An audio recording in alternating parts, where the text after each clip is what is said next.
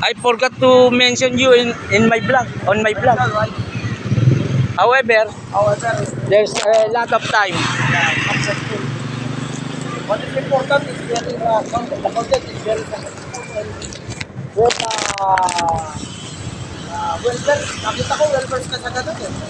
Sa mataas, talagang wala, hindi ako mananalo sa'yo kahit kayo na.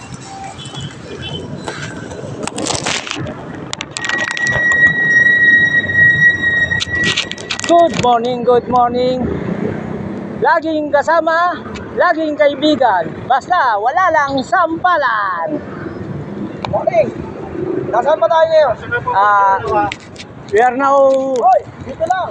at Scala Vista Mall at Taguig.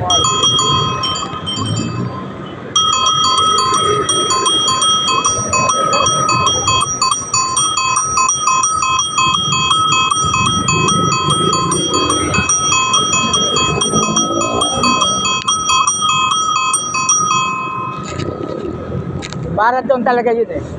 Yung tunog na yun. To make them stop, we need to use our bell horn. Yun talaga yung purpose nun.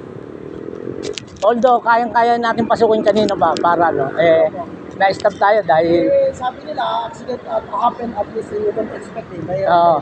unexpected yun. You know, sometimes, naman po yan eh. Unforeseen events. Unfortunate event. But however, if you have insurance, there's no worry. Anytime your dependents will receive compensation to the risk or loss of life.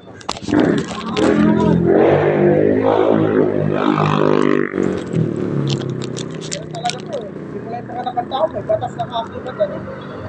Ganun talaga. Ako yung makakawa nito. Pagdating sa batas eh, talagang hindi ako mananalo nito.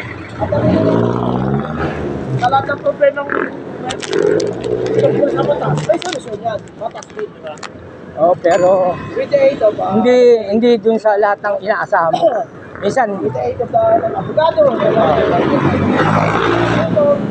minsan opposite din sa expectation mo. bakit naman po? Hindi lahat na Could you explain it further? Hindi lahat ng gusto mong mangyari na dapat para sa iyo na yun ang tama para sa iyo.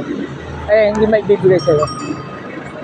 Meron kasing pagkakataon na dahil sa sinumiting ebidensya, ang sabi ng korte, ito lang ang pwede ko ibigay sa iyo at hindi ko po pwedeng ibigay yung sosobra sa iyo. So therefore, pinag-uusapan din sa batas at technicality. Oo. Kaya, Umulat sa pool pa lang, may technicality na may yan. technicality. Kasi kaya nga nagkakaroon ng trial conference. Ito yung mga pag-uusapan, ito yung dapat na gawin. Okay. Kaya may trial conference. Ayan. Tapos, siyempre, trial hearing. Pero una arraignment. Okay. I-arraign muna yung tao, babasaan ng sakdal. Ikaw ay inaakusahan. The full process of the Yun ang pinaka Pero before ng arraignment, meron tinatawag na mediation. Di ba? Submission of evidence. Una. Hindi, submission of affidavit. Una, filing of complaint. Upon filing of complaint, merong tinatawag tayo na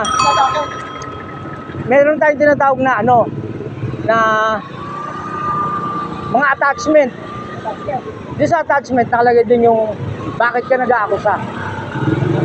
Sa complaint, nakalagay doon. Tapos sasabihin, i-PPI yun, i-PPI.